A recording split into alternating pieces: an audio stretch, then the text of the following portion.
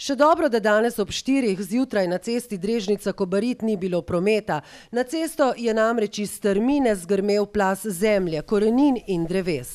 Na cesto, ki pelje v Drežnico, se je vsulo okrog 100 kubikov materiala, ki se je razporedil kar v dolžini 60 metrov. Veliko dela čaka civilno zaščito in vse, ki jim v tem trenutku pomagajo.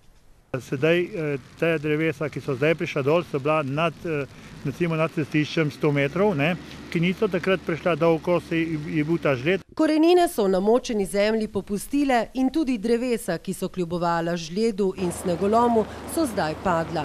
Pristojni so katastrofo predvideli, a čas in okoliščin za sanacijo ni bilo. Tudi danes je delo potekalo v nemogočih razmerah in v nevarnosti. Posamezno drevo je treba spraviti iz te pletenine dreves ven in postopoma do ovinka. V Drežnici bo več kot 500 ljudi od sveta odrezanih tudi jutri. Obvozne poti so primerne le za gasilska in terenska vozila. V Trnovem ob Soči smo se morali tukaj zaustaviti. Če nimamo terenskega vozila, po tejle poti in čez tale most do Drežnice ne moremo. To se je zgodilo danes zjutraj, da toliko zalog ima vsak, elektrika je, telefonija dela.